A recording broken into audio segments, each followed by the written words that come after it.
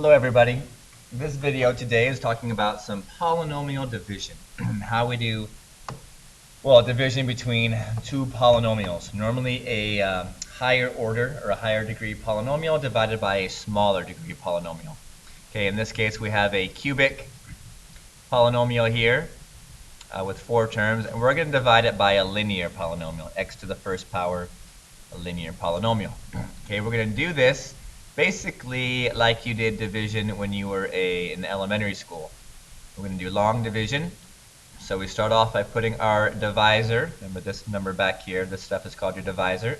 So it's the same now. So x plus 3 is our divisor. And then you put your, whatever your teacher called it back then, your division house or however they put it. And all of this stuff, all of your dividend goes underneath into there. So we have x cubed plus 7x squared plus 6x minus 18 as your dividend. So it goes underneath here. So everything has a spot. We have an x cubed spot here, an x squared column, an x column, and then a numerical column. Okay, and what we're trying to do is figure out what we have to multiply x by in order to get x cubed. Okay, so we're very worried about the first term here and what is it we need to multiply it by to get to the first term there. So in this case we have a single x and there's a power of 3, so we need to multiply it by x squared.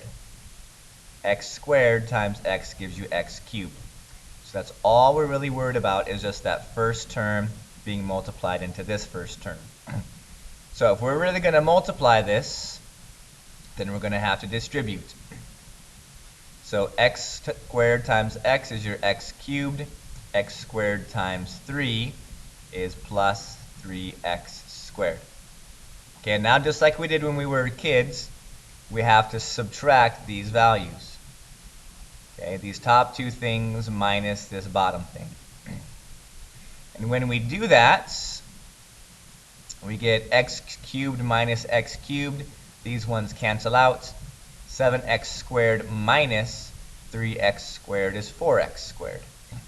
And then as we do with division, we drop down the next term, plus 6x.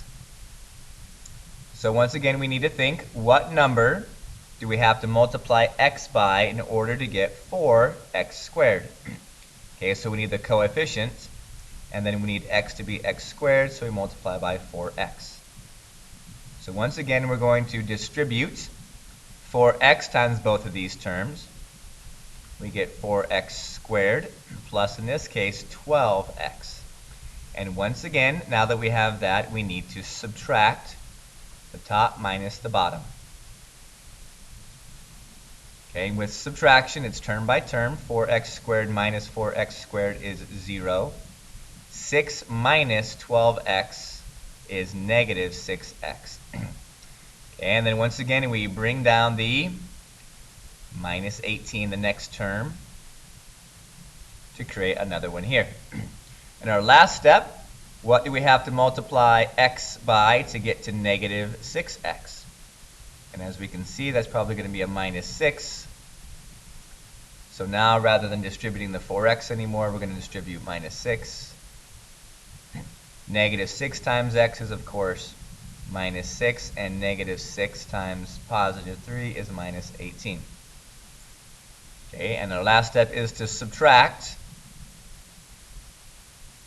and this is polynomial long division.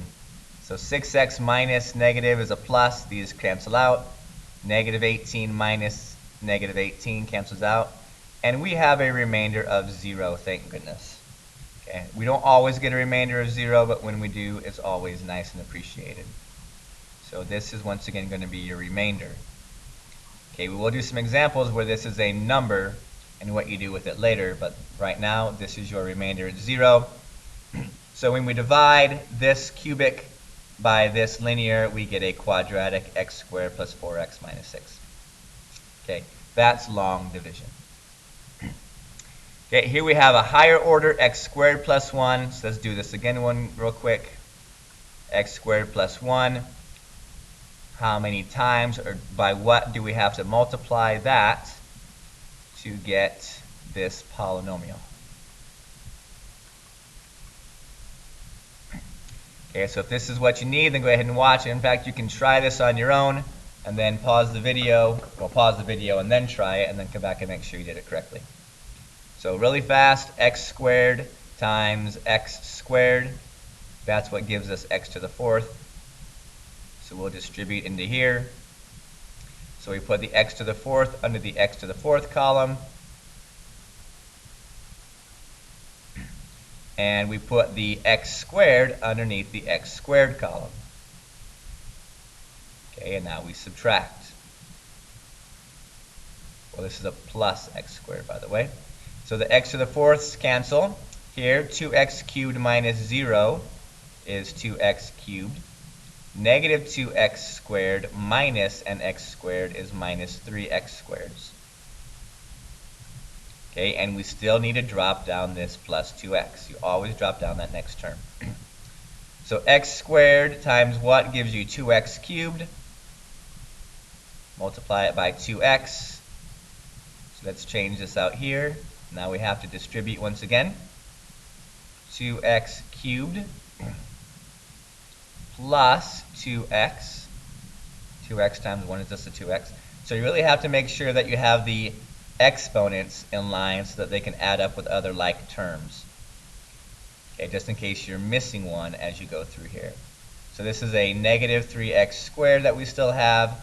2x minus 2x, this is actually 0. And we bring down our minus 3. So then lastly we have what x squared times gives you this. So the answer is minus 3. So we'll multiply everything by negative 3. Negative 3x squared minus 3, and we subtract. So once again, how beautiful. This gives you a 0 remainder. Okay, I designed the problem to work like this, but it won't always work like this. Okay, so that's long division. Each term turns out, and this is your quotient. This is what we have to multiply x squared plus 1 by in order to get this fourth degree polynomial. Okay, so let's talk about a quicker way to do that, and that's using synthetic division. Okay, now synthetic division only works sometimes. It only works when we have a linear divisor. Okay, it has to be an x plus or minus a number. Like back here, we had an x squared. So we wouldn't be able to do this problem using synthetic division. But we can use this problem because we have a linear divisor. Okay, this part over here doesn't matter. This can be anything. This one has to be an x plus or minus a number. Or a 2x plus or minus a number or whatever. It has to be linear. So this has a special way to do it. What we need to do first is solve for x. Solve this for x. In other words, what number plus 3 equals 0? Okay, so we have to solve this for x. Minus 3 from both sides, and x is negative 3. So we're going to use synthetic division with negative 3. Okay, so we put a negative 3 out here. Some people put a little house under it or something. I just like to leave it blank because I make my house this way. Okay, there's lots of different techniques for organizing your information, but this is the way I was taught to do it, and it makes a lot of sense to me to do it this way still. So if you have a different method that you've learned before your teacher, whatever, do it that way. Or if you like this way better, do it this way. So we solve for x, and that number comes out here as your divisor, basically. So what we do inside is just write down your coefficients. Okay, there is 1x cubed.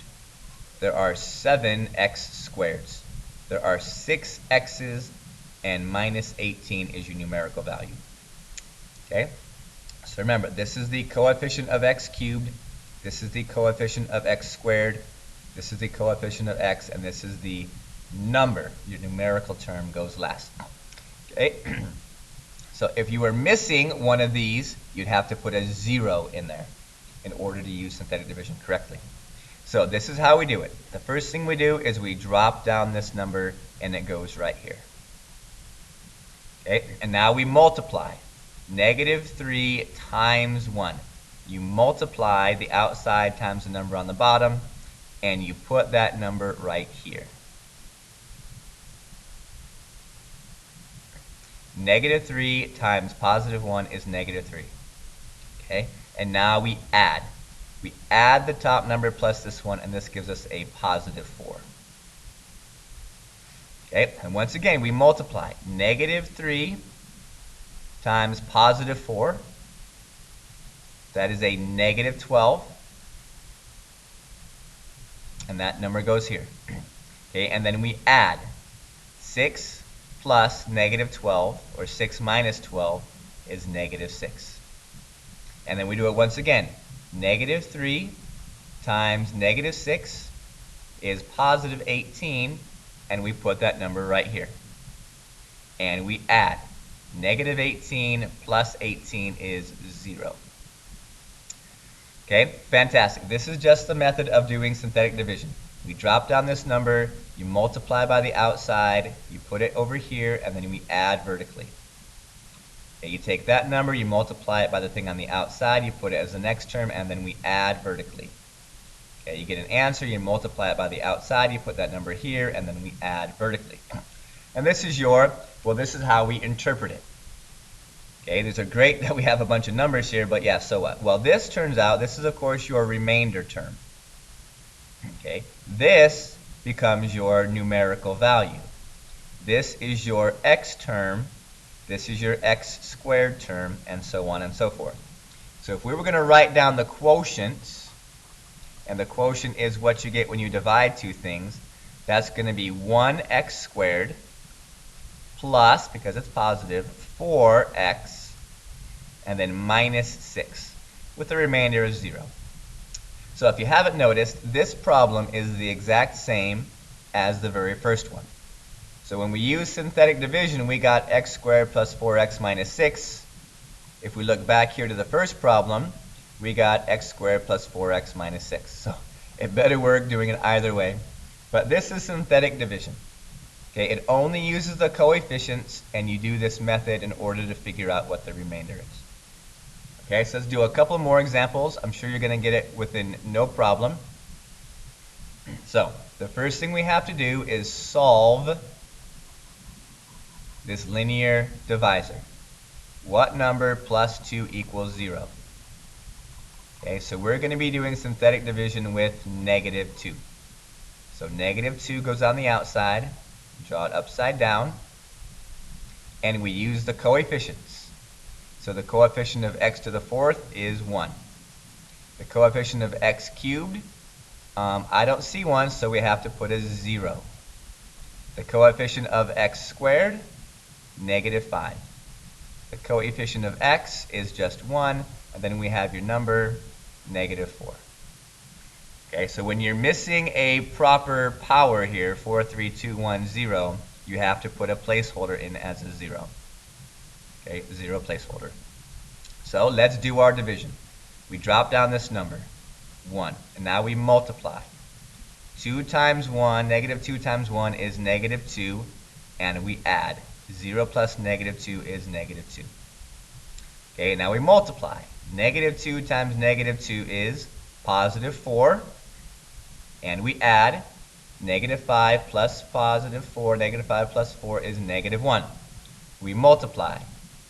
-2 times -1 is +2, and we add. 1 plus 2 is 3. -2 times +3 is -6, and we add -10. Okay, so we were going to write down this one's quotient. And that's what we're looking for, is the quotient. What do we get when we divide these things? We're going to interpret. So remember, this is your remainder term. This is your number term. This is your x coefficient. This is your x squared coefficient. This is your x cubed coefficient. Okay, so you would expect to have the power of your answer be 1 less than what you started with, since we're trying to multiply stuff by x. You need to have a cubic in order to multiply to get a fourth degree. So our quotient is 1x cubed minus 2x squared minus 1x plus 3 minus, divide the remainder divided by your divisor. Okay, when we do numerical division, this is how you get your decimal if it's not a whole divisor. So you have to write it as the remainder over your divisor in order to get your quotient. Okay, so this is the entire thing. If we were to multiply this equation by x plus 2, we would end up with this fourth degree polynomial. Okay, so there's a couple things synthetic division helps us do really well. It's good for evaluating a function. Okay, you don't have to plug it in your calculator and hope that you put everything in there correctly. If you use synthetic division with a polynomial, that remainder, the remainder is the value. And you can double check this with a calculator. I'll see if I can pull mine up and to do it. But it's really nice for doing that and checking to see if your divisor is a factor. Okay, if you get a zero remainder, if you get a remainder of 0,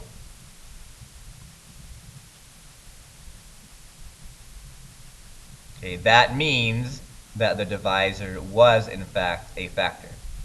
Okay, if you get a remainder of 0. And factors, of course, are important because they help us find zeros or roots of polynomials. So let's do this one. Let's evaluate this function for negative 2. Okay, old school way, we would do 2 times negative 2 cubed plus 5 times negative 2 squared minus 6 times negative 2 minus 3.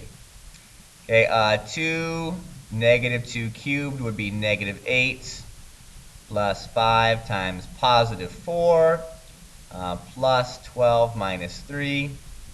So negative 16 plus 20 plus 12 minus 3. All these together add to give you, let's see, there's minus 19. That's a 1, 13. Okay, so doing it the old school way, simply substituting an x for every variable and then evaluating, we got 13 as the answer. Okay, hopefully you can double check me. 20 minus 16 is 4. 4 plus 12 is 16. 16 minus, okay, 13. So now we're going to do the synthetic division way. So negative 2 is the number that we're going to be dividing by. Okay, yes, last time we had a function and you had to solve for it. Here, they're telling you exactly what that number is. And then we write down our coefficients, 2x cubed, 5x squared, minus 6x, minus 3. Okay, so we drop this down here. Remember, we're just looking for the remainder when we're trying to evaluate. So we drop this down and it becomes a 2. So negative 2 times positive 2 is negative 4, and we add. 5 minus 4 is 1. Negative 2 times 1 is negative 2, and we add, and we get negative 8. Negative 2 times negative 8 is positive 16, and we add, and we get 13. Okay, so whatever the remainder is, and that's what the remainder theorem was about, the remainder that you get when you perform synthetic division is the value of that number in that function. Okay, so sometimes if we have a really messy polynomial, this way synthetically dividing is a lot faster. Okay, it might not be anything else other than faster, and I know we like it when things get done fast. So that's a good use of the synthetic division. Another one is seeing if something is a factor.